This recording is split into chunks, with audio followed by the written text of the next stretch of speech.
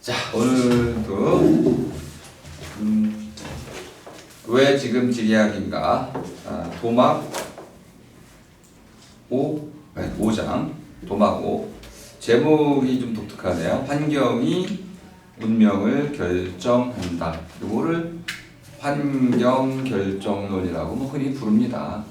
Environmental Determinism. 반대말은 이제 환경 가능론.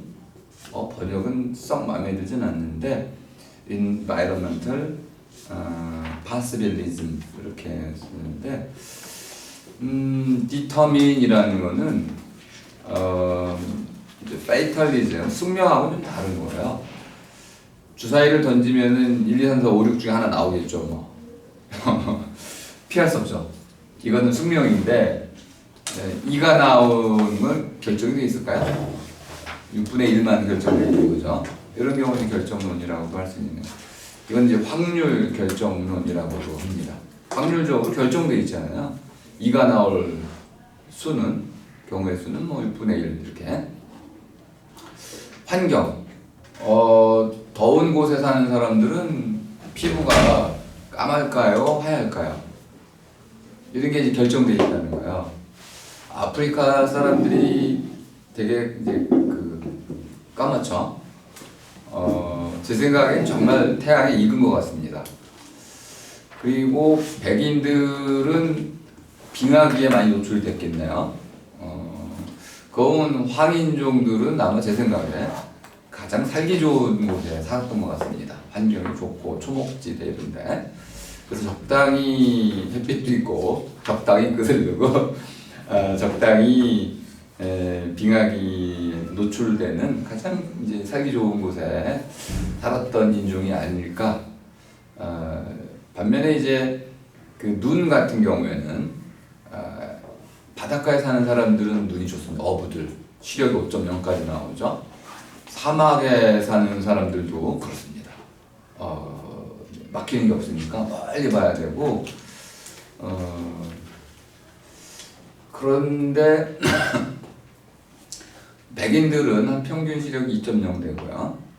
황인종들은 1.5 정도 되죠. 그러니까 황인종이 조금 더 눈이 좀 평균 시력이 안 좋은 편인데 그걸로 보면은 그 백인종들은 좀 오래전에 빙기에 있었던 거고 황인종들은 최근에 빙기를 거친 거다. 그래서 얼음 위에 있을 때는 빛의 반사를 막기 위해서 좀 시력이 좀 떨어지는 경향이 있습니다. 등등 환경이 뭐 우리 아시잖아요. 어제 우리 그 질문이 재밌었어요, 그죠? 그 블랙홀 검은 구멍 얘기할 때 이 상상력인데 이런 게 사실은 과학의 발견들이 우리에게 엄청난 상상력을 주거든요. 근데 검은 구멍 블랙홀이 만들어지면은 태양계 전체나 은하계가 그 조그마한 구슬 모양으로 그 쪼그라드는 거죠. 작아지는 함몰된다고도 하는데, 근데 독특한 거는 그 검은 구멍의 표면에 그 은하계 전체의 모든 정보가 기록이 된다는 거예요. 그래서 제가 이제 그거를 이제 쿠신 점토판 가지고 이상하더라. 이 비슷해 이게 다 말하자면 이게 블랙홀 껍데기라 이렇게 보시면 돼요.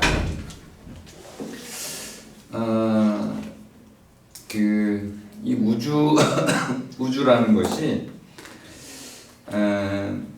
하나의 펼쳐져 나가는 과정이 있다고 볼 수 있습니다. 뭐 지금 설명드리긴 어려운데 멀티버스 다중우주라고 얘기하는 멀티버스라는 것은 가설이지만은 우리가 현재 그 발견한 수많은 과학적인 우주론 자료들을 정합적으로 설명하기 위해서 우리가 상상하지 않으면 안 되는 논리적 틀을 말하는 거예요.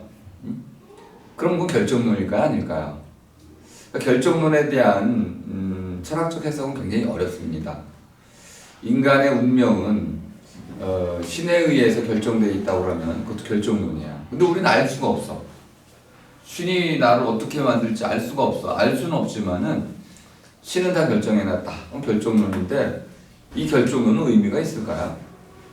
아니 내가 모르는 결정론은 뭐 받아들여야 돼 말아야 돼. 하지만 이제 신의 관점에서 본다면은 켈빈이 이런 걸 얘기했던 거죠. 구원을 받을 사람과 그렇지 않은 사람은 이미 결정되어 있다. 그런데 우리는 모르기 때문에 마치 구원받은 사람처럼 살아가라는 거야. 마음 편하네. 그러니까 결정론의 종류가 많다는 걸 일단 염두에 두시고 이제 지금 지구의 나이가 한 45억 년쯤 되는데 우주의 나이는 138억 년쯤 되면 그럼 한 100억 년 정도는 대충 뭐 해가지고 100억 년 정도는 지구가 없이 우주가 팽창해 온 거네요. 그러면 지구가 생겨날 때쯤 우주에서 어떤 일이 있었을까요? 우리 알 수 없네, 그죠? 근데 이제 이 물리학자들이 이런 걸 추적해 갑니다. 그 첫 번째 자리가 이제 빅뱅이라는 것인데, 저는 이제 뭐 큰 터짐이라고 합니다. 터진 거죠. 뭔가 터졌어요. 그런데 이 터졌는데 그 터지기 이전에도 뭐가 있었을까요? 그냥 궁금하잖아요, 그죠? 그냥 어떻게 터져? 뭐가 있었겠지. 그래서 이제 알 수 있는 게 우주가 팽창했다가 뭐 수축했다. 터졌다가 다시 원래 이렇게 한다는 거예요. 그래서 수학식을 가지고 이제 풀어내려고들 합니다. 근데 수학은 논리 구조이기 때문에 물리학처럼 어떤 증거가 나오면 수학은 무용지물이에요. 그런데 갑자기 현재도 지구 전체를 포함 우주 전체가 더 빠른 속도로 팽창하고 있다는 거야. 팽창 속도가 빨라진다고? 그러면 다시 수축될 가능성은 없는 거 아니야? 그럼 무한히 팽창할까? 일단 첫 번째 궁금하네. 첫 번째 자리도 문제가 되고, 무한히 팽창하는 걸까? 그러면 멀어지면은 외로운 지구가 되겠네. 이제 별도 안 보이고, 태양도 안 보이게 되고, 그냥 깜깜한 우주 한가운데 지구만 이런 지구 가능할까요? 그러면 회전할까요? 안 할까요? 멈출까요? 아무튼 뭐 풀어야 할 게 너무 많죠, 일단은. 이러한 그 관측 자료들이 쏟아져 나오니까 이런 것을 종합적으로 설명하기 위해서 제가 그래서 이제 그 바이러스를 설명드렸었잖아요. 지구에 뭐 할 수 없이 많은 정말 수백만 종의 바이러스들이 있는데 이 바이러스의 증식 속도가 굉장히 빠르죠. 그래서 만일 지구상에 한 종의 바이러스만 있다면 3일이면 지구 전체를 뒤덮어 버려요. 그것도 몇 킬로미터 위로 해가지고 아무것도 살 수가 없어. 박테리아가 지구를 정복하는 날이 3일이 되는 거죠. 근데 그런 일이 왜 안 일어나냐 하면 박테리아가 아주 독특한 방식으로 팽창하기 때문에 그렇습니다. 가다가 해리를 딱 만나면 멈춰. 해리도 내 쪽으로 안 오고 나도 해리 쪽으로 안 가. 박테리아들이 수백만 종의 박테리아들이 서로 다른 종을 만나면 그냥 거기서 성장을 딱 멈춰버려. 야, 이게 신기한 거야. 그런데 이러한 살아있는 생명체의 원리를 우주에 적용하면 지금 우리가 살고 있는 지구가 속해 있는 우주가 있다고 칩시다. 하나의 원 유니버스. 팽창을 하고 있어요. 팽창하다가 다른 우주를 또 만나면 어떻게 될까? 팽창을 멈추겠다는 거야. 그러면 자, 스위스 치즈 1m짜리 된 큰 스위스 치즈를 떠올려 보세요. 거기에 이제 구멍들이 뻥뻥뻥 뚫려 있는데 구멍이 좀 커지고 있어. 팽창하고 있는 거죠. 그런데 다른 우주를 만나면 팽창 속도가 줄어들고 이런 우주가 많이 있다는 거야. 그러면 이제 어떤 일도 있냐면은 제가 이제 그 빅뱅 터진다는 것을 펼쳐 나간다라고 설명을 드렸죠. 그리고 그 블랙홀 검은 구멍 그 껍데기 구니까 구슬이라고 할게요. 구멍, 구슬. 이 구슬의 껍데기에는 그 안에 쿠심을 얘기하면 더 좋은데 아무튼 시간이 없으니까 그 안에 블랙홀 속으로 빨려 들어간 모든 것의 정보가 여기 기록돼 있어. 그래서 펼쳐나갈 때는 이 기록이 다시 원래 상태로 회복되는 과정이야. 그러면 블랙홀이 여러 개 있다고 그러면은 이쪽 A 블랙홀, B 블랙홀이 이렇게 퍼져나갈 때 유사한 방식으로 퍼져나갈 수 있다는 거야. 그럼 유니버스 다중우주론의 함축은 뭐냐면 우리 우주에서는 가은이가 한 명 있는데 다른 우주에도 가은이가 있을 수 있다는 거야. 그 가은이의 직업은 가수야. 다를 수도 있어. 뭐 이렇게 해가지고 이게 이제 뭐 가능세계론이라고도 하고 그러는데요. 뭐 철학자들이 별 고민을 다 하죠. 이런 세계가 있을 수 있을까요? 철학자들이 고민을 했었는데 물리학자들이 갑자기 때를 맞춰가지고 다중우주를 얘기한 거야. 신났지 뭐 이거. 아니 그래 물리학자들이 뭐 다중우주를 가설로 제시해 그러면 이야 가능세계론이 현실적으로 가능하구나 이렇게 이제 신난 거죠.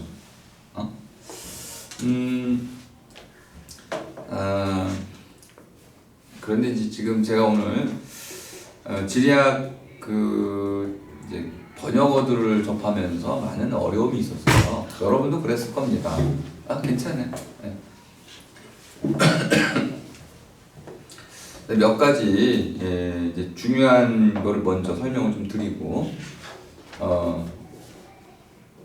오늘의 주제는 홀로세라는 것을 이해하는 겁니다.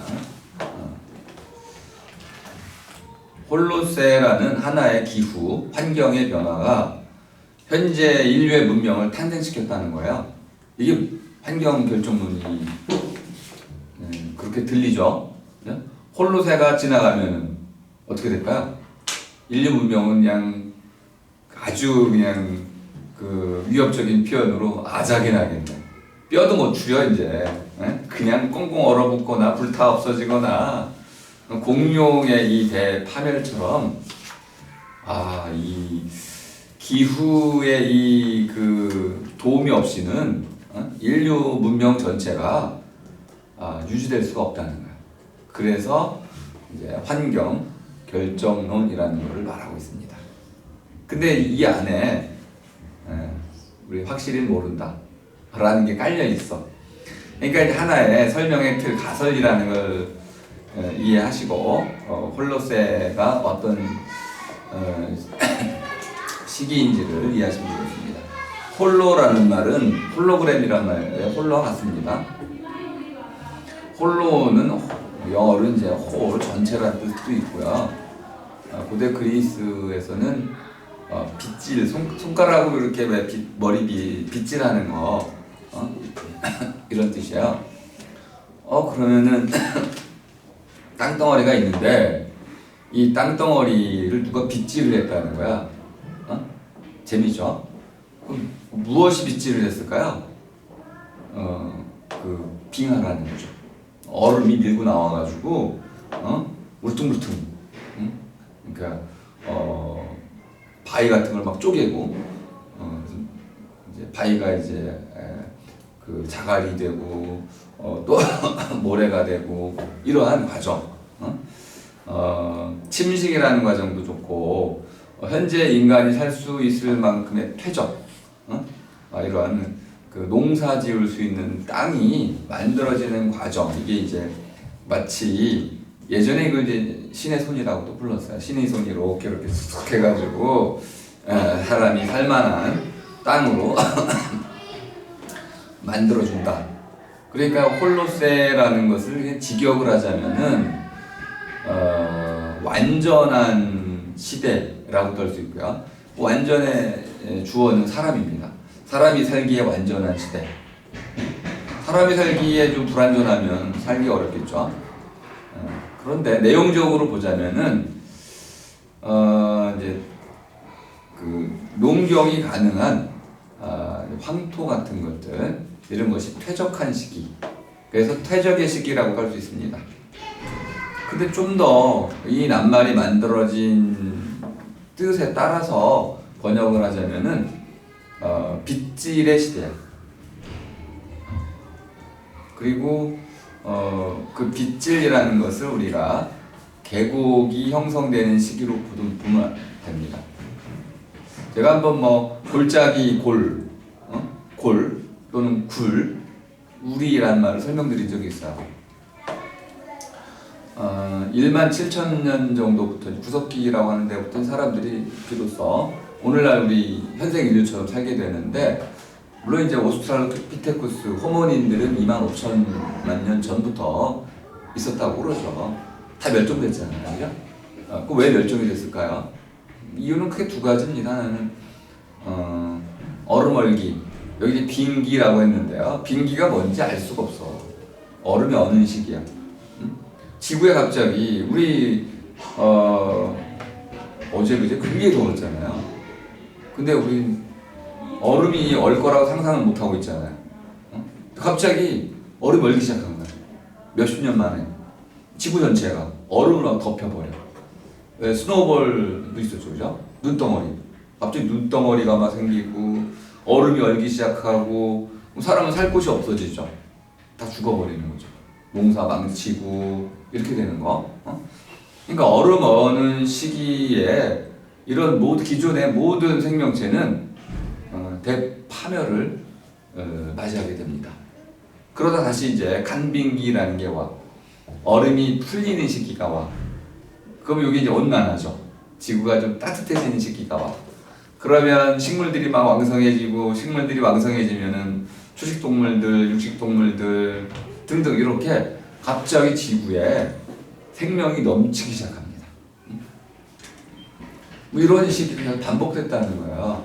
근데 현재 우리가 살고 있는 이 시기를 많은 사람들이 홀로세라는 게 이해가 잘 안 되니까 이게 좀 이상하잖아. 머리 빗질이 이상하다 이거.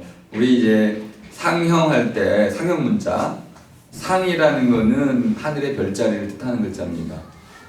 그러니까 상이라는 건 코끼리를 뜻하는데, 하늘의 해와 달과 별이 가장 이제 상스러운 동물로 코끼리를 꼽았어. 코끼리 상자를 쓴 거. 그래서 하늘의 해와 달과 별은 상스러운 거, 하늘의 영역이기 때문에 별자리들의 운행을 그려놓은 게 상이야. 형이라는 거는 그 땅에 이런 계곡, 이렇게 갈퀴 모양으로 빗질된 모양을 나타내는 게 형세라고도 우리가 쓰죠, 그죠? 형이라는 것은 땅의 모양을 나타내는 겁니다. 하늘의 모양이 있고 땅의 모양이 있는데, 하늘의 모양은 코끼리에 빗댔고 땅의 모양은 손가락으로 이렇게 긁은 모양에 빗었습니다. 놀랍잖아요, 그죠? 콜로세라는 걸 몰랐는데 이 사람들이 땅을 이렇게, 뭐 중국은 대충 이해가 됩니다. 큰 강이 있고 또 이제 계곡들이 있으니, 골짜기들이 있으니까 높은 산이라는 것을 모양을 보면 산이 이렇게 돼 있잖아요, 그죠? 솟아오른 모양으로 되어 있는데, 우리말로는 그걸 뇌라고 합니다. 뇌라는 건 모였다는 뜻이에요. 산은 모양을 본뜬 글자지만 우리말 뇌산할 때 뇌라는 거는 쭉 이어져 왔다는 거야. 이렇게 그러니까 어떤 그 낱말 자체가 바라보는 관점은 다른데, 독특하게 둘 다 이렇게 마치 그 흙장난하듯이 땅을 긁은 모양으로 형상화했다는 겁니다. 그게 홀로세야, 그러니까. 근데 이게 이해가 어려워가지고, 뭐 지리학을 아시는 분들은 쉽게 하는 건데, 일반인들이 이해시키려면은 그전에 사람이 안 살았으니까 사람이 사는 시기, 그래서 안스로포스신이라는 정식 번역은 뭐 인간세입니다. 근데 안트로포스라는 거는 인간을 뜻하는 게 아니야. 안트로포스는 죽을 수밖에 없는 자라는 뜻입니다. 고대 그리스어로는. 그러니까 우리말로는 그걸 이제 사람이라고 하는 거죠. 삶을 살아가는 자, 자기의 그 이제 그 삶을 사르는 자, 죽는다는 뜻이죠. 이렇게 죽을 수밖에 없는 자의 시기다. 사람의 시기, 사람이 살기 시작한 시기라고 명령을 한 겁니다. 그래서 오늘이 엄청 중요한 날이네요. 홀로세라는 걸 얘기하면서 지구 온난화 문제는 바로 이 문제네요, 그죠? 우리가 살아가는 사람이 살아가는 이 시기의 문제와 관련된 거, 온실가스와 관련된 부분을 이제 지구 온난화라고 지칭하는데, 이렇게 바라보는 시각은 너무 좁은 거라는 거예요. 지구의 나이를 한번 보자는 거죠. 지구의 나이로 살펴보자면은 이 인간세라는 것은 찰나 중에 찰나죠. 몇 초밖에 안 되는 거 아니에요, 그죠? 그래서 이걸 가지고 뭐 지구 온난화라고 말할 수 없다는 거야. 이 사람이 살아가는 인간세 안에서 인간세는 계속 그 따뜻해진 시기죠, 그죠? 따뜻해진 시기예요. 만일 빙기가 온다면 우리가 아무리 많이 화석 연료를 떼도 다 얼어붙을 거야. 이해가 되셨죠? 그러니까 기후 역전이라는 거야. 기후 역전. 기후가 거꾸로 돌아가는 거. 지금 따뜻해지고 있는데 요 반대가 이제 쿨링입니다. 워밍의 반대가 쿨링. 워밍은 따뜻해지는 거죠. 제가 따뜻하다는 말도 더위도 설명을 잘 드렸었는데 불에 데이는 거죠, 그죠? 그러면 점점점 뜨거워지는 거죠. 반대가 이제 차가워지는 겁니다. 차가워진다는 것은 싸늘히 식는다는 뜻이었어요. 그 불에서 멀어진다는 거죠. 그 불의 원천이 뭐 해라는 건 대충 상상이 될 겁니다. 그러면 이 차가워지는 시기 쿨링. 차가워지다가 이 정도만 해도 그래도 견딜 수가 있어. 하지만 이제 추워지면 어떻게 될까요? 얼어버려. 그럼 이제 살 수가 없는 거죠. 그럼 우리는 다 적도로 가야 돼. 적도에 가 살면 돼. 온난화가 진행이 되면 어디로 가면 돼요? 러시아, 북극으로 가면 돼. 빨리빨리 옮겨 다니면 되는데 문제는 지금 땅덩어리는 다 주인이 있다는 거야. 옮겨갈 수가 없어. 그래서 이제 이 지구 온난화 문제는 지구 차원에서 보자면은 아주 복잡한 문제를 낳을 수밖에 없는데 일단 이 책의 문제 의식은 지구가 따뜻해진다는 것은 없다. 지금 우리가 얘기하는 온실 효과에 의해서 지구 기온 상승은 맞는데 그때 말하는 기온 상승도 부분적으로만 맞다. 지구 전체가 모든 곳이 똑같이 2도 올라가는 게 아니라고 얘기를 해주고 있죠. 제가 비유를 들은 게 비교했던 게 그겁니다. 지구의 전체 평균 기온은 최근 10년 동안 2도가 올랐는데 한반도는 4도가 올랐다. 그러면 2도, 4도 그러면 떨어진 데도 있다는 거 아니에요. 이렇게 글로벌 워밍이라는 것도 지구 전체의 사건은 아니고 지구의 부분에 기후에 따라서 그 지역에 따라서 지형에 따라서 다르게 이해되어야 한다 이런 뜻입니다. 두 번째 이제 빙하라는 말을 계속 쓰고 있는데요. 이 홀로세의 가장 중요한 특징은 그 전에 있었던 위스콘신 빙하라는 이 빙하가 갑자기 줄어드는 거였어요. 그 빙하가 뭐냐? 이 빙하라는 말을 여러분이 알기가 어려울 거예요. 영어로는 글레이시어 이렇게 하는데 글레이시어는 이제 얼음이 얼다는 뜻입니다. 얼음 얼기. 근데 우리가 왜 빙하라고 그랬을까요? 하라는 거는 황하라는 말이죠. 황하. 그러면 중국에 큰 강이 또 하나 있죠. 황하가 있고 양측 강이 있어. 그러면 하나는 강이라고 하고 하나는 하라고 그러죠. 똑같은 거 아닌가요? 영어로 둘 다 리버라고 표현합니다. 분명히 강과 하는 구분이 되는 용어네요. 쓰는 사람들이 구분해 쓰잖아요. 응? 이제 신 이름입니다. 강과 하는. 그래서 지역이 달라서 설명 찾아보시면 나오니까 그런 거는. 그럼 빙하라고 그랬으니까 빙은 얼음이고 하는 그냥 강물이란 뜻이네요. 그럼 얼음의 강물이면은 얼음 강이 있고 바다가 있고 거기에 얼음이 둥둥 떠다닌다는 뜻인가요? 그런 뜻이 아니에요. 그러니까 번역이 잘못됐네요. 북한 그 사전을 보니까 그 얼음 흐름이라고 돼 있어요. 재밌죠? 얼음 흐름. 근데 이것도 정확한 표현은 아니야. 우리 그 이제 부속사 무량 수전의 그 이제 엔타시스 기둥을 보면 배 흘림 기둥이라고 돼 있죠. 그 흘림이 이런 뜻입니다. 배가 뿔뚝하게 나왔어. 위에 아래가 좁고 가운데 배가 뿔룩 나왔다고. 그래서 배 흘림이라고 참 기가 막힌 이름을. 엔타시스가 뭡니까? 라고 하면은 엔타시스라고 그래. 이제 그리스의 그 이제 신전에 이렇게 그 기둥이 엔타시스이잖아요. 그 가운데 뿔룩 나온 거. 근데 우리 무량수전에도 기둥이 이렇게 뿔룩하게 나왔어. 그래서 그걸 사람들이 엔타시스 그러다가 배 흘림 기둥이라고 그거 딱 표현했는데 흘림을 사람들이 모르는 거야.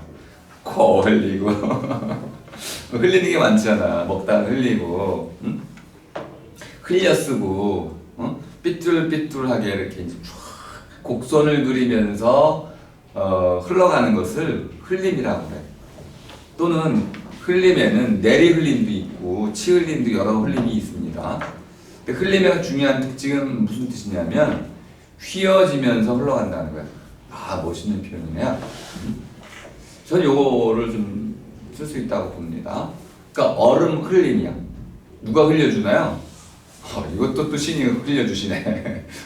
신께서 이제 얼음을 만들어가 뒤에 딱 밀어주는 거야. 그럼 막 얼음이 그냥 땅을 이제 밀면서 이제 점령에 들어가는 거죠. 바다까지. 바다가 어릴 때도 있었습니다. 그래서 얼음이 먹어 들어가는 얼음이 먹어 들어가는 거죠. 이런 것이 바로 여기서 말하는 빙하의 뜻이다. 그러니까 얼음이 들어가면서 흐르면서 얼음이 흐른다는 거를 보니까 얼음의 면적이 점점 넓어진다는 뜻이군요. 그래서 그 땅을 먹어 들어간다 이렇게 이해해 두시면 됐습니다. 그러니까 빙하라는 말은 일단 정확하지 않은 것 같고 또 그 뜻이 하라는 말 때문에 강물처럼 이해가 돼서 아니 뭐 온 땅을 그냥 핀란드, 그린란드, 뭐 러시아, 뭐 전 대륙을 다 덮고 있는데 그걸 강물로 이해할 수가 있나요? 그래서 요건 좀 문제가 있는 것 같고요. 또 하나 이제 빙상이라는 말이 이렇게 나오는데요. 빙상 191쪽에 나오죠. 빙상. 빙상이라는 거는 아주 쉬운 표현이에요. 이것도 이렇게 어렵게 상은 밥상이라는 뜻입니다. 밥상. 상이라는 이 책상이 있죠. 책상. 상이라는 건 뭐냐면 바닥보다 위에 올려놓은 판을 얘기하는 거야. 그러니까 덮개판, 덮어놓는 판, 올려놓은 판 또는 높여놓은 판. 그게 판이라는 뜻이야. 그러니까 빙상은 얼음판입니다. 우리 얼음판을 지친다고 그러잖아요. 그러니까 빙상대회라고 그러죠. 빙상대회. 이게 굉장히 어려운 말이에요. 이거는 얼음판. 북한의 경우엔 지치기 대회라고도 그래. 얼음판을 지친다고 그러잖아. 안 들어보셨군요. 가시나 이거 북한을 싫어하는 거 봐. 아니 북한 말투가 이게 되게 듣기가 나쁠 때가 있어. 그런데 그 이제 우리하고 이제 격차가 벌어져서 그런데 뜻을 새기면서 들으면은 나름대로 한번 새로운 말로 바꿔볼 만한 가치는 있어요. 왜 우리 못 바꿔놨으니까 어떻게 바꿨는지 한번 보면은 방향을 우리가 또 힌트를 얻을 수가 있는 거죠. 예를 들어서 뭐 얼음 보숭이 그러면은 이거 이해가 안 되잖아. 얼음은 이해가 되는데 얼음 보숭이는 뭐야 이거. 그런데 우리 왜 아이스크림만 하지? 그래서 이제 이런 하나의 이제 남북 교류도 사실 이제 필요해 보이는데 그래서 저도 가끔은 이제 뭐 작년까지는 안 그랬는데 올해 들어와서는 이제 북한 말을 이제 문화어라고 그래요. 우리 남한 말이라고 안 하잖아. 조선말이라고도 예전에 썼었어 북한이. 우리는 한국어라고 표현하고 있습니다. 한국어. 그러니까 북한 애들이 싫어해. 한국어 남조선이 먼저 쓰고 있네. 그래서 조선하다 조선이 죽었잖아. 사라졌잖아. 아이고 이거 그래가지고 문화어로 이제 최종했는데 이 문화가 뭐야 도대체? 야 일본어면 일본어지 무슨 문화? 그럼 문어 아닌 말이 있어? 이 세계에 있는 모든 말은 문화어요. 그래서 이건 너무 지나쳐. 하지만 한번 이름이 붙으면 바꾸기 어려운 거죠. 아주 중요한 건 북한 말도 한번 살펴볼 필요가 있는데 빙상이라는 것은 얼음판이다. 그리고 이제 190쪽에 보면은 레스라는 말을 아예 번역을 못하고 그냥 레스라고 했네요. 근데 발음이 조금 어렵습니다. LOESS인데 그 레스는 그냥 레스라고 많이 쓰고 있는데요. 번역이 굉장히 어려워요. 그래서 이런 건 뭐 전문어기 때문에 이렇게 쓰셔도 되는데 풀이를 하자면은 흙먼지 바람, 흙먼지가 쌓여 있는 것을 레스라고 합니다. 그러니까 흙먼지 퇴적물이네. 그럼 우리 황하를 황하가 막 그냥 그 거대한 황토기 그냥 흘러내려가죠. 그게 바로 레스야. 퇴적은 안 되어 있는데 잔뜩 쌓여 있긴 해. 이렇게 그 황토, 흙, 뭐 모래 이런 것들이 뒤엉켜 있는 것. 그래서 바람 불면은 우리 황사처럼 이렇게 그 흩어질 수 있는 것. 이게 레스입니다. 참 번역이 어려워서 그냥 할 수 없이 레스라고 얘기를 할 수밖에 없습니다. 자 이제 오늘 내용을 좀 설명을 드리겠습니다. 189쪽에 가니까 자 이렇게 딱 얘기한 지금으로부터 2만 년 전 요건 뭐 뜻이냐면은 17,000년을 기준으로 했을 때 사람이 살기 시작한 때 이렇게 하시면 돼요. 2만 년이라는 게 중요한 거니까 이제 그 전까지 의미 없고 야 이 현생 인류 호모 사피엔스라고 말하는 또 뭐 앞에서 이제 호모 에렉투스도 얘기했었죠. 호모 에렉투스 같은 경우는 두 발로 걷는다 뜻이었죠. 그러니까 호모 사피엔스가 출현하면서 이제 군집, 무리지음이 가능했습니다. 그리고 이동을 하기 시작했고 더 중요한 거 말을 할 수 있었죠. 말을 하면서 지금도 그런데 이 미스테리가 몇 개 있어요. 송사리 때 이놈도 말을 안 해. 그런데 굉장한 무리를 지으며 살잖아요. 이게 신비로운 거야. 돌고래 때 이런 것도 마찬가지. 돌고래 계속 교신하잖아요. 고래 때 혹시 교신하고 또 새 때도 교신합니다. 그러면 저는 상상을 해보는데 그렇게 떼지어 사는 것들은 자기들만의 방식으로 서로 말을 나누고 있는 거 아닐까. 그러면 세균들도 나무들도 군집하잖아요. 그럼 나무들도 어떤 방식으로든지 간에 서로 말을 나누는 거 아닐까요? 정보를 나누는 거 아닐까요? 이런 상상을 해볼 수 있습니다. 사람의 경우에는 이 말을 나누는 거에서 중요한 게 뭐냐면 그 사피엔스라는 이제 책에 나오는 내용의 핵심이 그거였습니다. 뒷담화를 하더라.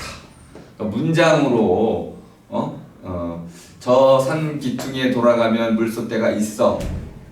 말하자면 하나의 사건을 하나의 문장으로 완결된 문장으로 담아낼 수 있다는 거예요. 이게 이제 중요한 거죠. 단말마가 아니야. 호랑이 그러면 이제 피해라 이런 뜻이 아니고 지난번에 우리 뭐 친구를 잡아먹은 그 호랑이가 지금 오고 있으니까 빨리 나무 위로 피해라. 완벽한 문장으로 이 세계를 이해하게 됐고 그걸 통해 가지고 이제 사회 내에서 모아리 안에서 위계 질서 위아래가 생겨나면서 하나의 이제 모여살이가 시작이 됐다. 이게 이제 17,000년 그렇게 되는 거네요. 물론 이제 뭐 석기, 돌을 가지고 도구를 사용하고 불을 사용하고 이런 뭐 수많은 요소 다 알고 계시니까. 그런데 2만 년 전에 17,000년이 이제 사람이 살기 시작했을 때 그 3,000년 전, 2만 년 전에 어떤 일이 벌어졌냐면은 위스콘신 그 이제 얼음 흘림이 일어나다가 얼음이 점점 줄어드는 일이 벌어져. 얼음의 크기가 줄어듭니다. 그리고 그 줄어드는 속도가 2000년 이내에 다 사라져버려. 2000년 만에 그냥 사람이 살기에 적합한 그런 시기가 도래한 거예요. 이걸 지구온난화라고 불렀어요. 이 저자는, 블레이는 그게 바로 글로벌 워밍이다. 지구 전체가 따뜻해지지 않았냐. 얼음이 물러가고 모든 동식물이 살 수 있는 따뜻한 시기가 왔다. 이게 자기가 말하는 지구 따뜻해지기의 의미이다. 이렇게 설명을 하고 있습니다. 이거를 격변의 시기라고 불렀어요. 얼음이 녹으면서 물이 생기죠. 그 물은 어떻게 될까요? 흘러내리죠. 낮은 곳으로.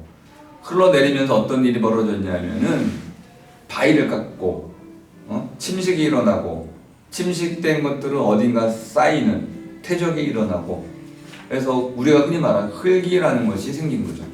땅에서, 제가 땅과 묻과 흙을 좀 구분했었는데, 땅덩어리에서 이제 비로소 흙이라고 할 수 있는, 논과 밭을 읽을 수 있는 새로운 종류의 경작지가 만들어진 거예요. 이게 바로 격변의 시기라는 거죠. 그리고 물이 불어나니까 바다가 해안면이라고 하는데, 해안선 바다가 이제 늘어나게 됩니다. 그러니까 영국은 고립된 섬으로 되고, 또 각 대서양 5대주들이 전부 이제 점점점 멀리 떨어지게 되면서 현재와 같은 이런 이제 지구의 모습을 갖게 됐다. 이게 뭐 2만 년 전 사건이라는 거야. 그러다가 1만 3천 년쯤 되면 이제 뭐 인류들이 이제 여기저기 흩어져 살게 됩니다. 그러다가 갑자기 이제 산드리아스 한랭기라는 게 생겨납니다. 이게 무슨 뜻이냐면은 캐나다의 퀘벡주만큼의 큰 얼음판이 뚝 떨어져 나와가지고 바닷속으로 풍덩 빠지는 거야. 이게 어떤 일을 불러일으켰냐면 지구 전체를 차갑게 만들었어. 이게 글로벌 쿨링이야. 그래서 한랭화라고 번역을 했지만은 지구 전체의 기온이 갑자기 차가워진 거예요. 뭐 때문에? 이 어마어마하게 큰 캐나다의 한 주 크기만큼의, 그러니까 말하자면 남한만큼의 얼음판이 바닷속으로 푹 빠진 거야. 지금 그런 일이 벌어지고 있죠. 북극해가 녹고 또 남극해가 녹으면서 그 정도 큰 규모는 아닌데 끊임없이 얼음들이 바다로 녹아들고 있습니다. 그럼 당연히 바닷물이 차오르게 돼 있고, 그럼 이제 우리 태평양 군도들 잠기는 거 아시잖아요. 막 잠기고 있고, 어떤 일이 벌어질지 예상이 됩니다. 이제 지구가 차가워지는 거죠. 그럼 그동안 따뜻해져가지고 농사짓고 잘 살고 있었는데 예전 그 살기 힘들었던 그 시기로 돌아가게 되는 거네. 그럼 농사짓기도 힘들어지고 궁핍한 생활을 해야 되고 다른 곳으로, 더 따뜻한 곳으로 옮겨 다녀야 되는 거죠. 노마드네, 그죠? 옮겨 다니는 삶을 살아야 되는 거죠. 그리고 이제 해성이 또 지구에 충돌하는 그 사건이 벌어져서, 해성이 충돌하면 아시죠, 그죠? 멕시코의 그 큰 해성 아실 겁니다. 이제 공룡 멸종을 불러일으켰던 해성이 충돌하니까 결국 더 차가워지는 거죠. 이런 일이 계속 벌어진 거야. 그럼 그동안 이제 인류가 온난화의 그 덕으로 이제 문명의 발전을 급격히 이뤄왔는데 갑자기 이렇게 1만 년의 역사가 물거품이 되는 이런 일을 이제 벌어지게 됩니다. 그러다 갑자기 8,200만 년 전쯤에 특이한 일이 또 벌어지죠. 성경에서 말하는 대홍수 사건이 벌어지게 됩니다. 그럼 또 녹는 거네. 얼음이 또 녹아가지고 뭐 홍해 이런 거 다 잠기고 흑해가 지금은 이제 쪼그라붙었지만은 흑해마저도 흑해 그 깊이가 145m나 될 정도로 전 인류의 지구 전체에 수면이 올라가는 일이 벌어졌다고 그럽니다. 그리고 이제 그 이후에 7,000년 전부터 현재 인류가 살 수 있는 살아온 그 시기의 기후가 쭉 유지가 되는 거죠. 그러니까 성경에서 언급된 노아의 홍수 때부터 지금까지는 일정된 패턴을 보여주고 있었던 겁니다. 그러다가 한 4,000년 전쯤에 이제 크레타의 티라 화산이 폭발을 하게 되죠. 아무튼 이 화산 폭발도 늘 문제입니다. 화산이 폭발하면 두 가지 효과가 난다고 그랬죠, 그죠? 하나는 불태워 죽이고 또 하나는 이제 화산재 이런 것 때문에 차갑게 해서 얼려 죽이고. 이 화산은 인류에게 정말 끔찍한 재앙입니다. 지진만큼이나 화산도 인류의 이 운명에 결정적인 건데, 성경에서는 이런 화산 사건이 많이 기록이 되어 있습니다. 어둠이 내린다는 것으로 보통 표현이 되어 있는데요. 구약 시대에는 갑자기 하늘에서 어둠이 내려요. 이게 바로 화산 폭발의 영향입니다. 그러면 사람들이 살 수가 없게 되는 거죠. 농사도 짓지 못하게 되고요. 물론 이제 대규모가 아닐 경우에는 여기저기 옮겨 다니면서 또 뭐 다양한 방식의 섭생을 통해 가지고 살아갈 수가 있습니다. 이런 티라 화산 폭발, 산토리니 아실 겁니다. 산토리니를 얘기하는 건데요. 그것 때문에 그 유명한 미노아 문명이 완전히 폐허가 돼버리는 그런 이제 초유의 사건도 있었죠. 그러다가 이제 한 1279년쯤 보면요, 이제 우리가 이제 아는 시기들이 계속 오는 거예요. 지금 보면은 유럽이 겨울이 더 추워지고 또 가뭄이 들고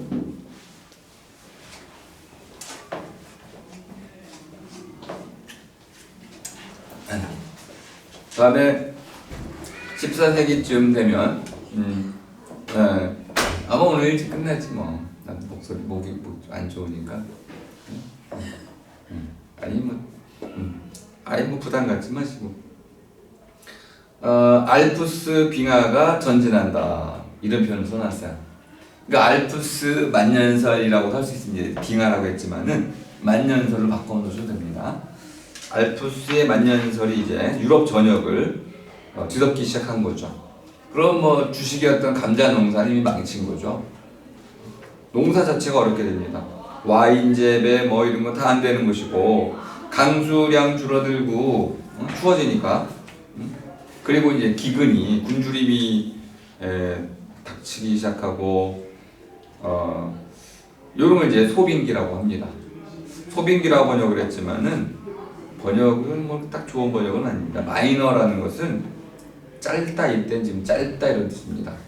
마이너, 그레시에이션, 짧게 얼음이 어는 시기야. 길게 얼음이 어는 게 아니고 짧게 얼었어. 크게 어는 게 아니고 조만하게 얼음이 어는 시기. 그러니까 유럽 전체 뭐 이 아시아카 전체를 덮는 게 아니고 일정한 지역만 적은 만큼만 적게 얼음이 어는 그런 시기예요. 이걸 뭐 리틀 아이스 에이지라고도 부릅니다. 리틀 에이스니까 리틀은 뭐 꼬망이라는 꼬마, 꼬마 얼음 때, 꼬마 얼음 시기네. 로 해가지고 그때는 이제 어떤 때와 겹치냐면은 몽골 제국이 강성해질 때입니다. 유럽은 약해지고 몽골은 강성해져서 결국 14세기에 그 몽골이 유럽을 완전히 초토화시키게 되죠.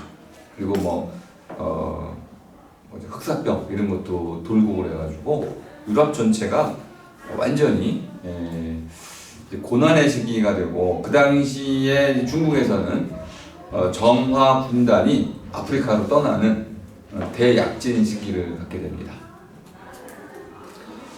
아시겠지만 1405년에 출항을 해가지고 315척인가요? 어마어마한 군단을 끌어가지고 아프리카, 페르시아 다. 근데 그 중국인들이 그렇게 탐험을 간 이유는 스페인이나 나중에 영국과 전혀 다릅니다. 거기는 침략을 목적으로 갔었잖아요. 근데 중국인들은 왜 갔을까요? 문명을 전달해주고 우리가 이렇게 잘 산다 하는 걸 이제 선전하고 그들에게 좋은 물건들을 전달해주기 위해서 갔습니다. 명나라인데 그 명나라의 최강성기 때 이런 일이 있었습니다. 그런데 갑자기 유럽에 닥쳤던 이런 이제 그 짧은 꼬마 얼음의 때가 유럽에서 이제 중국으로까지 확장이 됩니다. 그럼 중국은 어떻게 될까요? 당연히 굶주림이 오겠네요. 농사지을 수 없게 되고 명나라가 급격히 쇠약하게 됩니다. 이게 바로 환경 결정론이라고 말하려고 하는 바의 의미였군요. 유럽이 괜히 멸망한 게 아니네. 몽골 때문에 많은 사람들이 몽골의 그 기마병들 이것 때문에 맥을 못 쳤다 그러는데 그것도 맞는 얘기죠. 하지만 지리학적으로 보니까 기후학에 관한 설명을 보니까 그냥 가만 내둬도 죽었겠네. 명나라 봐. 명나라는 그렇게 멸망을 하잖냐. 그래서 이제 16세기, 17세기까지 이게 회복이 안 됩니다. 그리고 이제 16세기가 되자 점점 유럽에서는 이런 이제 근대라고 하는 이제 과학혁명이라는 것이 시작됩니다. 이게 이제 되게 이제 완전히 인류 문명이 이런 환경 결정론으로부터 환경 가능론으로 바뀌는 대전환의 시기입니다.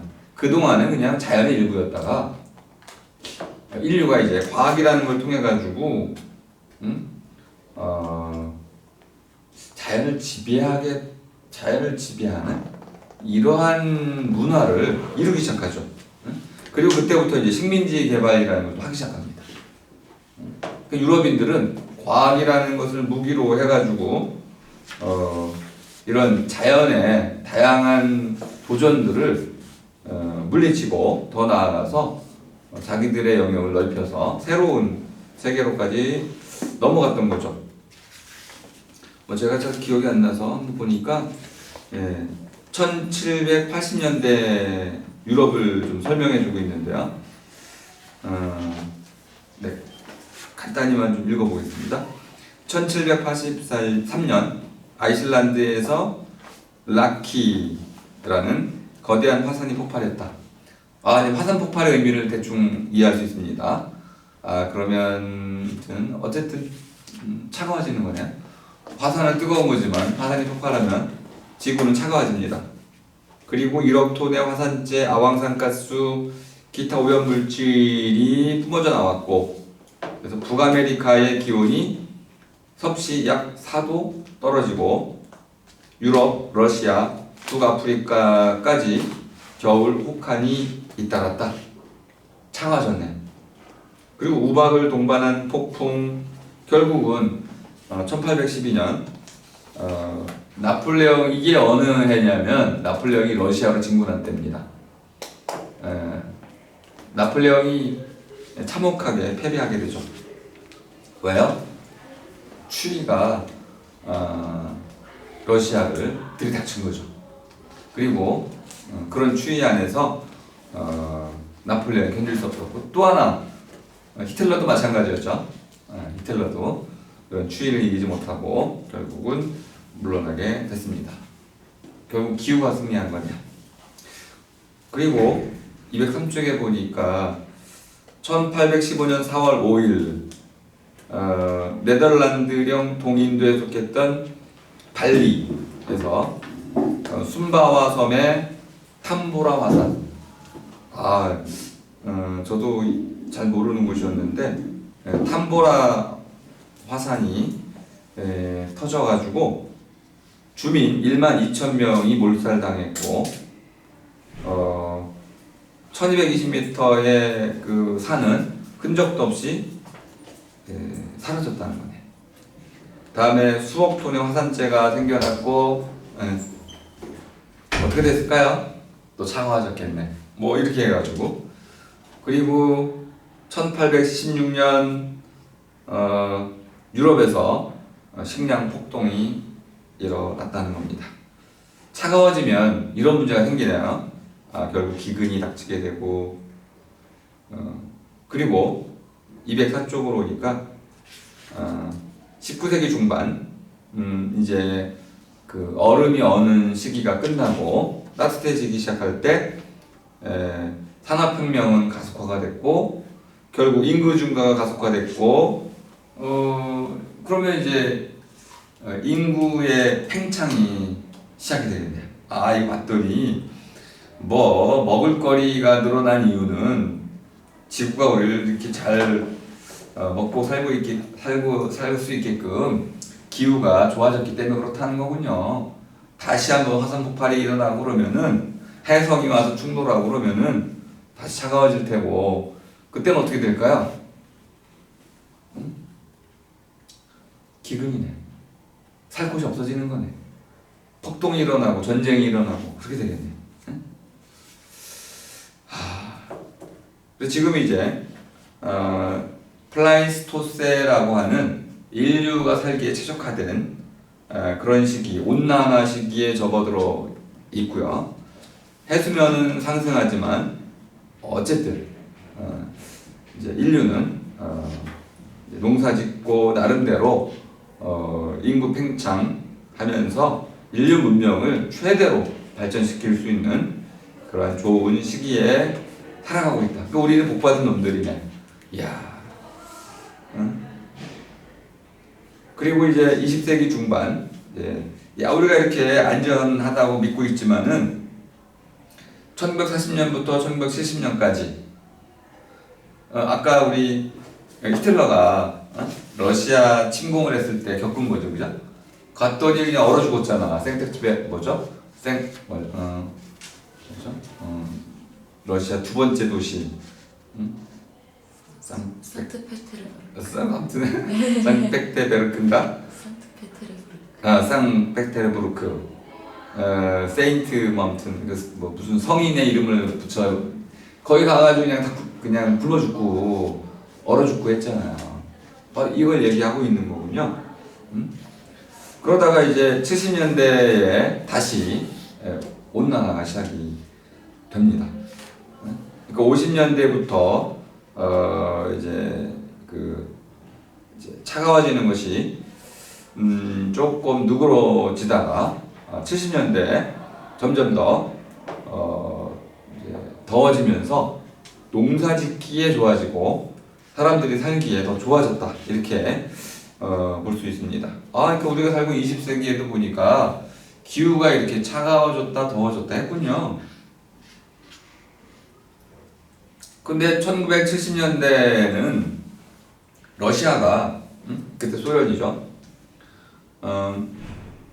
대기 중에 배출한 온실가스 양이 어마어마했는데 황산가스가 전 세계적으로 마찬가지고. 근데 그때는 지구가 차가워지는 시기였습니다. 뭐 어마어마한 양이 지금보다도 상상을 초월할 만큼 많이 내뱉었는데도 그 당시엔 지구가 차가워지는 시기였기 때문에 지구온난화라고 하는 말을 쓸 수가 없었던 거죠.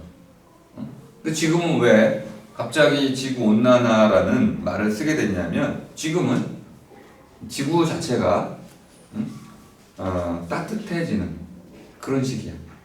그러니까 조금만 내뿜어도 지구 전체의 기후가 올라가는 것이죠. 하지만 212쪽에 보면은 이러한 그 기후 변화라는 게 이제 그린란드의 빙핵이라는 걸 얘기하고 있죠. 그 그린란드에서 그린란드 이제 얼음 덩어리잖아요. 거기를 3km까지 파고 들어가. 그래서 이제 얼음 기둥들을 이제 채취해내는데 빙핵이란 말을 쓰죠. 핵이라는 것은 어떤 것의 핵심이라고 할 때 핵인데 우리말로는 이게 적절치가 않은 것 같아요. 왜냐하면은 핵이란 말은 그 견과류 있죠. 호두 같은 거 너트라고 하니 호두 알맹이의 경우에는 핵이라고 쓸 수가 있어. 근데 3km를 쭉 이런 기둥골 모양으로 파고 들어갔는데 핵이라고 말할 수가 있어요, 이거를. 네, 적절한 표현 번역이 아니라는 걸 알 수 있습니다. 요거는 우리 뼈가 있죠, 뼈. 뼈가 있으면은 뼈 속을 뭐라고 불러요?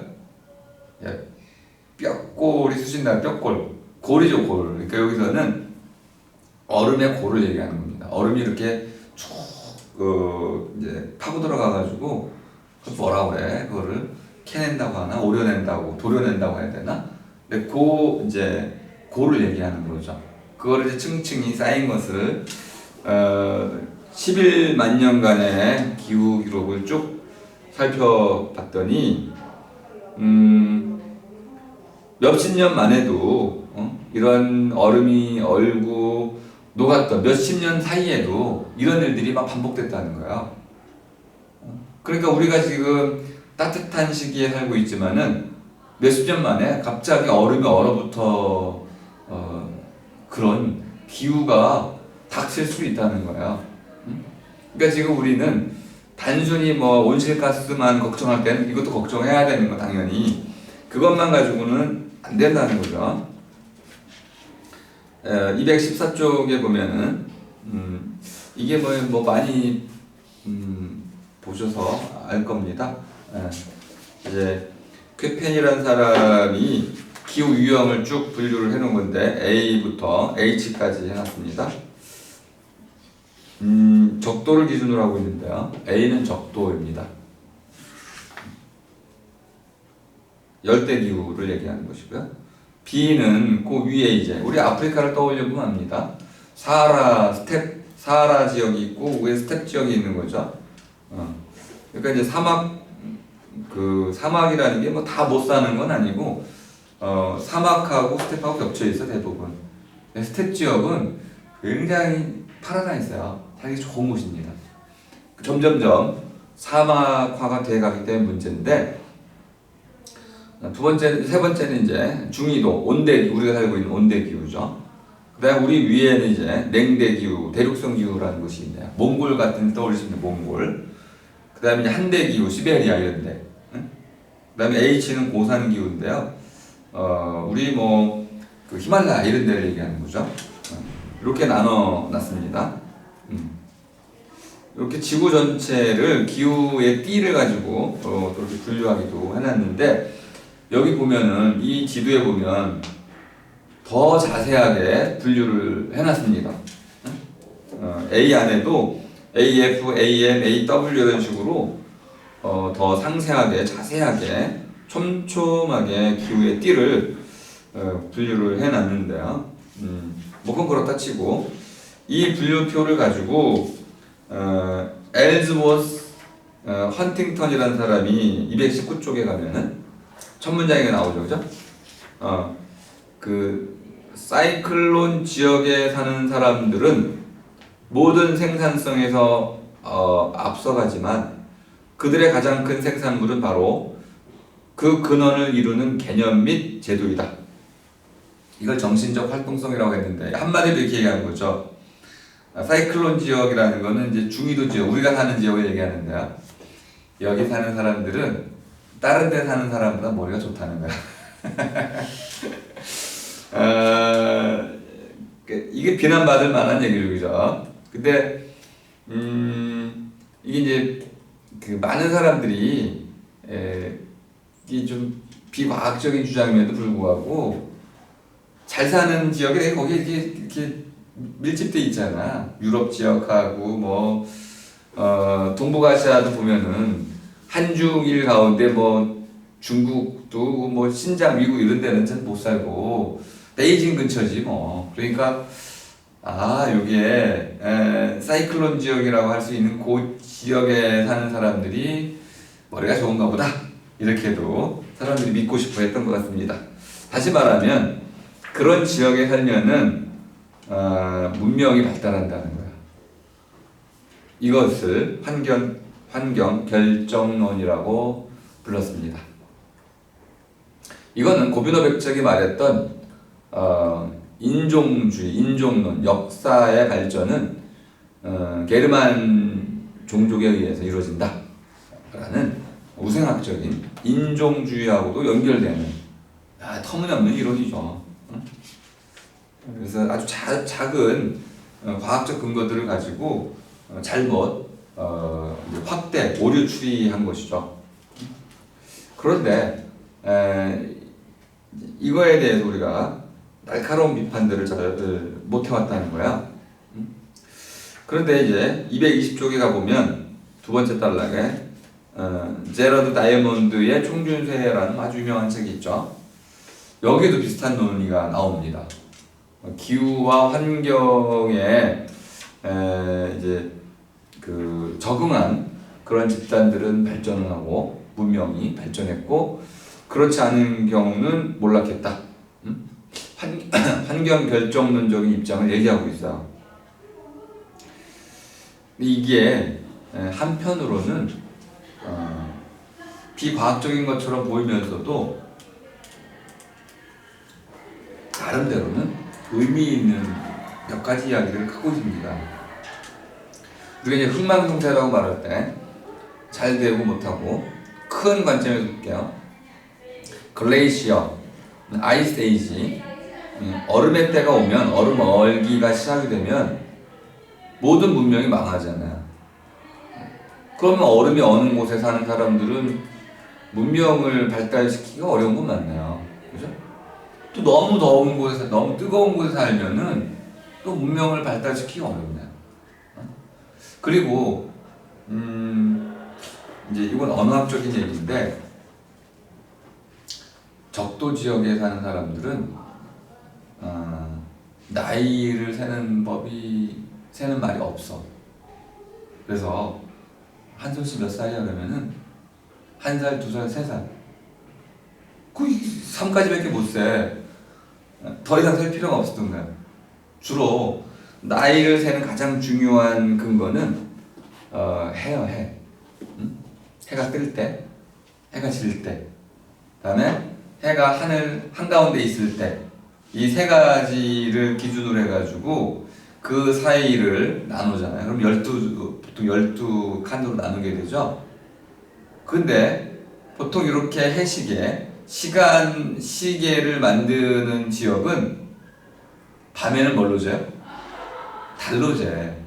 그래가지고 똑같이 이것이 몰라 이 사람들이 지금. 그런데 12칸으로 나눈 거를 밤도 12개로 나눠. 해가 없는데. 이거 추론한 거죠, 그죠? 그래서 12시간에서 24시로 만드는 거야. 이 신비로운 거죠. 근데 이게 가능한 이유 중에 하나는 뭐냐면, 이렇게 해가 뜨고 지는 것이 분명해지는 건데, 이걸 표현할 수 있는 말 중에 가장 중요한 거는 4개의 철이 있다는 거야. 사시사철. 4개의 계절이 변하는 봄, 여름, 가을, 겨울. 이걸 통해 가지고 봄, 여름, 가을, 겨울의 가장 중요한 특징이 뭐냐면 시기, 그 철을 놓치면 농사를 못 짓는다는 거야. 아니 여름에 농사를 못 지면 겨울에 어떻게 해? 굶어 죽어야 되잖아. 그러니까 봄, 여름, 가을, 겨울이 있다는 것은 단순히 계절의 문제가 아니고 생존의 문제였던 거예요. 정확히 가을을 알아야 되고 겨울의 길이를 알아야 되고 봄이 언제 올 건지를 알아야 되고 언제 씨를 뿌려야 되는지 알아야 되고 이걸 위해서는 당연히 수학이라는 거하고 그다음에 이제 하늘 별자리를 읽어내는 방법하고 그다음에 달에 기울기의 정도, 기우는 정도, 이우는 정도를 달력이죠. 그리고 그걸 따라가지고 언제 농사를 져야 되는지 이런 것들을 정확히 계산하는 역법이라는 것이 필요했던 거예요. 역법은 굉장히 복잡한 거기 때문에 그냥 단순히 뭐 한두, 1, 2, 3 이 정도로 되는 게 아니야. 그리고 우리가 희미하다라는 말, 희미하다. 우리가 일상어로 쓰고는 있는데 희미하다라는 말은 원래 역법에 쓰이는 말입니다. 10의 36승분의 1 작은 수를 얘기해요. 이런 것처럼 역법이라는 것이 발전하면서 인류 문명이라는 것은 단순히 자연의 현상으로 머물지 않고 그것을 완벽한 체계로 알매 짜임새로 만들어 가지고 자연에 완벽히 적응하기 위한 노력을 해온 거죠. 이것이 바로 봄, 여름, 가을, 겨울이 있는 곳이고요. 적도는 그게 필요가 없어. 왜? 겨울이 없어. 그리고 겨울만 있는 것은 또 문제가 뭐냐면 농사를 못 져. 역법이 또 필요가 없어. 그럼 그냥 거기 사냥만 하면 돼. 물개 사냥 이런 것만 하면 되는 거죠. 그러니까 인류 문명이 고도로 발전하기 위해서는 이런 알매 짜임새라고 말할 수 있는 학문이 암새라는 것이 발전해야 되는데 이걸 위해서는 반드시 봄, 여름, 가을, 겨울이라는 계절에 적응하는 이런 아주 근본적인 시도가 수백 년 또는 수천 년 동안 쌓여왔어야 된다는 거예요. 그러니까 헌팅턴이 말한 게 좀 지나친 말처럼도 보이긴 하는데 저는 그런 관점에서는 이런 봄, 여름, 가을, 겨울이 뚜렷해서 농사를 짓거나 또는 바다로 나가서 고기잡이를 했다가 되돌아와야 한다면은 정확히 삼각독법을 활용해가지고 별자리를 읽어서 되돌아올 수 있는 천문학을 해야 되잖아요. 이런 곳이 있는 곳은 당연히 문명이 발전할 테고 이게 필요가 없는 곳, 눈 뜨면 저기 가서 그냥 열매 따먹고 사냥할 수 있는 곳은 많은 적도 근처에 이제 보통 7,000개 정도의 언어가 밀집해 있는데요. 시간 언어가 별로 없어요. 시간 언어. 아침, 점심, 저녁, 새 이런 게 없어. 해 뜰 때, 해 질 때 되게 그거야. 그러니까 이 인류의 그 가장 중요한 발전의 원동력이라는 게 수학, 과학이었기 때문에 자연을 하나의 이러한 수학적 틀로 해석해낼 수 있는 학문이 없는 곳은 그것을 적을 수 있는, 발전시킬 수 있고 또 후손에게 이어줄 수 있는 글자, 이것이 없는 세계는 문명이라는 것이 거의 불가능한 거죠. 그런 면에서 본다면은 환경 결정론도 맞고, 하지만 환경이 모든 걸 결정하는 게 아니었나요? 사람이 어떻게 적응하느냐, 과학을 발전시켰냐, 학문화를 했느냐, 제도를 만들었냐, 그 문자를 발명하고 그 발명한 글자를 가지고 후손을 다음 사람들을 가르치고 그래서 모든 지식을 전수를 했느냐, 이것도 사람 인류의 적극적인 적응이라는 것이 함께 논의가 돼야 된다. 그러면 이거는 이제 환경 가능론이 되는 거네요. 그러니까 우리 인류의 문명은 환경에 의해서 결정되는 것도 아니고 또 인간 자신에 의해서만 결정되는 것도 아니면, 자 이제 지구온난화도 제 결론은 이렇게 내리겠습니다. 지구온난화, 지구가 따뜻해진다는 것도 한편에서는 지구 자체의 문제이기도 하고 그래서 뭐 화산 폭발이 일어난다든지 해성이 충돌한다든지 그러면 갑자기 차가워질 수 있는 거죠. 이것도 우리가 대비를 해야 되는 거고, 또 하나는 인류가 내뿜어낸 온실가스에 의해서도 지금 더워지고 있는 시기인데 더 빨리 더워지고 있으면 문제가 되는 거죠, 그죠? 요 두 가지를 모두 고려하면서 우리가 이런 지구가 더워지고 있는 이러한 현상을 제대로 이해하고, 또 뭐 한마디로 어제도 뭐 제가 술자리에서 그런 얘기를 서로 나눴는데 한 분이 그런 얘기를 하시더라고요. 좋은 차를 빚을 내서 한번 사고 싶다. 그래가지고 차가 없으니까 그런 마음이 왜 들죠? 그런데 뭐 어쩌고저쩌고 얘기를 하셨어. 그럼 지구는 어떡하라고요? 했더니 사람들이 막 이제 야 내가 차 한 대 굴린다고 뭐 지구 뭐 어쩌고저쩌고 그러시는 거예요. 아니 뭐 다 차 한 대지 뭐 그러면은 70억 명이 다 차 한 대지 뭐 그러면은 한 대 한 대 하면 70억 개 되지 뭐 그게. 그 70억 명이 한 명 한 명이 다 차를 버리면 문제 해결은 그렇게밖에 안 되는 거 아니야? 그래가지고 지구온난화로 이해하면은 지구온난화 문제가 해결이 되는 겁니까? 안 되잖아요. 어떻게 해결돼요?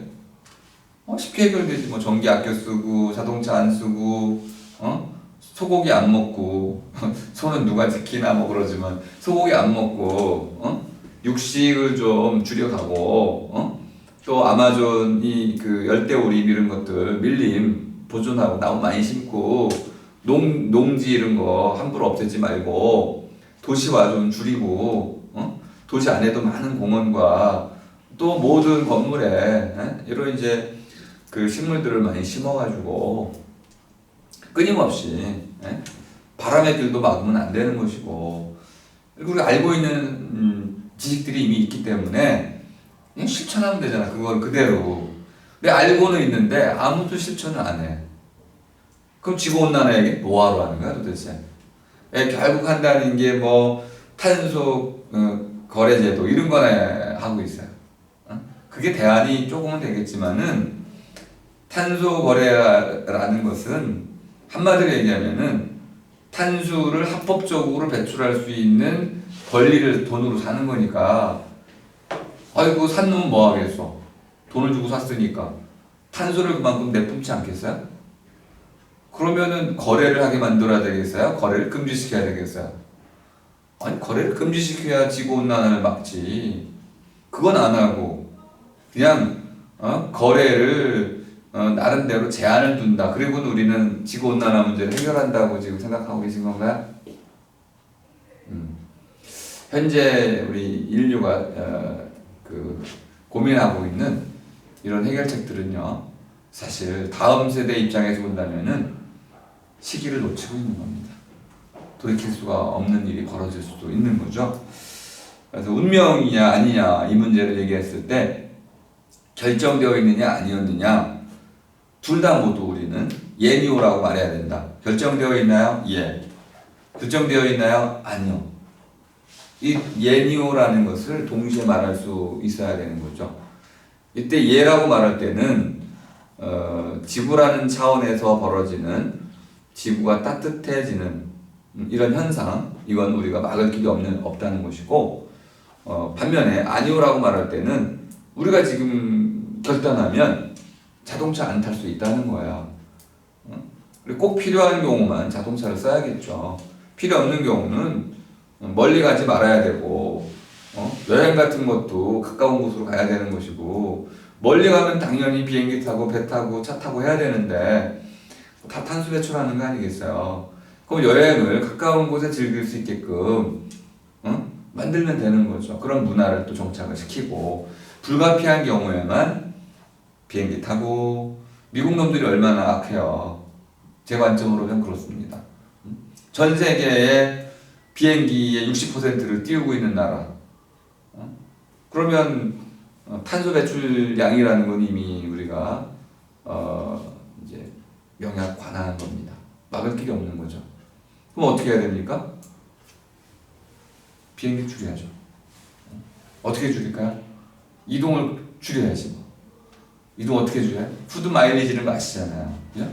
아니 옆에서 그냥 농사 짓고 또 멀리 이상하지 않아도 그 동네 마을에서 모든 생활이 가능할 수 있게끔 마을 공동체를 좀 더 활성화시키고 이렇게 다양한 방식으로 이제 다운 사이징이라고 하는 규모, 크기를 줄여가는 이런 삶의 방식을 우리가 택한다면은 다음 세대들은 이걸 본받을 거예요. 우리가 줄이지 않고 이론적으로만 이렇게 하면 된다고 외치면 다음 세대, 다음 사람들은 어떠한 고통을 받을지 우리는 분명히 알고 있어요. 이거는 악이라고 저는 생각을 하고 있습니다. 예니오라는 결론으로 제 책 읽기는 마치겠습니다. 오늘 오셨던 분들이 다 가시고 이제 한 분이 남았는데, 네, 한솔 씨 뭐 질문이나 얘기 좀 나누죠. 뭐. 네.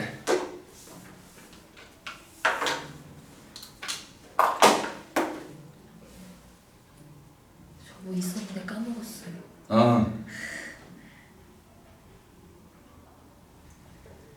이 부분은 뭐 어렵지는 않았습니다. 한두 가지 개념, 빙기라는 것을 얼음얼기, 또 빙하라는 것을 뭐 이것도 어렵지 뭐 얼음, 뭐 흘림, 한자 설명에 대한 이것도 적절치는 않는데 그 얼음이 밀고 내려온다는 뜻입니다. 또는 얼음의 그 덩어리, 얼음이 넓어지는 거 이렇게 이해하시면 되겠어요. 얼음이라는 관점에서 쭉 이해하시면 돼요. 얼음판, 그죠? 얼음이 흘러내리기도 하고 얼음이 바다에 빠지기도 하고 또 얼음이 점점 위로 솟아오르기도 합니다. 심지어 30km까지 솟아 올라갈 때도 있어요. 얼음이 이게 다 녹는다고 생각을 해봐. 그럼 지구 전체가 그냥 홍수지 뭐. 이렇게 급격한 변화를 겪어왔다는 겁니다. 그러니까 인간들에게 경고하고 있는 건 자만하지 말라고. 이 지구 차원에서 벌어지는 11만 년 동안 우리가 그린란드의 이제 3km를 뚫은 얼음층을 가지고 비교해 보면, 분석해 보면 이런 급격한 변화가 몇십 년 만에도 일어났다는 거예요. 그러니까 우리 이런 지구적 차원의 기후 변화에 대해서도 그러니까 지리학이 꼭 필요하다는 얘기를 하고 있는 거야. 그래야만 우리가 그거에 대해서 어느 정도 대비를 할 수 있다는 거죠. 탄소만의 문제는 아니라는 겁니다. 그러니까 지구 온난, 온실가스만의 문제가 아니고 지구 자체가 차가워졌다, 따뜻해졌다 반복을 했기 때문에 이것도 우리가 주의 깊게 살펴야 된다는 거죠. 그리고 20세기 안에서도 1940년대부터 1970년대까지 차가워졌다는 거 아니야. 이때 어떤 일이 벌어졌는지 우리가 잘 알고 있어요. 1800년대도 마찬가지였습니다. 그리고 프랑스 혁명 때도 똑같은 일이 벌어졌습니다. 그러니까 인류가 어떤 큰 재앙이 불러올 때는 그 이전에 지구 자체가 차가워지는 이런 일들이 생겨나는 거죠. 그럼 당연한 거예요, 그죠? 사람이 살기 힘들어지는 것이고 먹거리가 줄어드는 것이고 전쟁이 일어나는 것이고 인류가 어디론가 옮겨 다녀야 되는 것이고 옮겨 다닐 수 없는 현재 상황에서는 다른 나라를 침략하지 않을 수 없는 것이고 전쟁이 일어날 수밖에 없는 거잖아요. 그리고 이제 토니 화산 같은 폭발했더니 그냥 12,000명이 다 죽어버리고 이런 것들 우리 이제 쓰나미 같은 경우도 알잖아요. 10,000명 이상 그냥 죽어버리잖아요. 이러한 그거는 지진 같은 경우는 그 지역에 한정돼서 일어나는 사건이지만은 화산은 그렇지 않잖아요. 화산은 전 지구적인 사건으로 확산이 될 수 있는 거군요. 그리고 소행성이라든지 해성도 그러네, 그죠? 이런 것들까지 우리가 지리학적으로 기후를 본다면은 이 지구 온난화 문제를 단순히 온실가스 문제로만 볼 수는 없다. 이게 이 책의 뭐 이야기였습니다. 네, 저는 그것을 예니어라고 말할 수 있겠다. 네.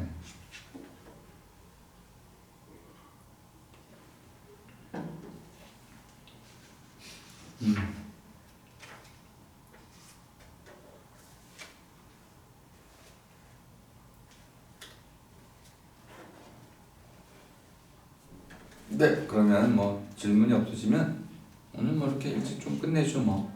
네. 이제 다음 주는 두 도막 6, 7을 동시에 읽어야 될 것 같습니다. 테러에 관한 건데요. 테러의 지리학. 흥미로운 주제이면서도 좀 낯선, 우리가 잘 모르는 부분이 많아가지고 아마 어려울 겁니다. 네, 오늘 책 읽기는 이렇게 마치겠습니다. 네, 수고하셨습니다. 네. 자, 이제 꺼주세요. 뭐 눌러야 돼요? 네.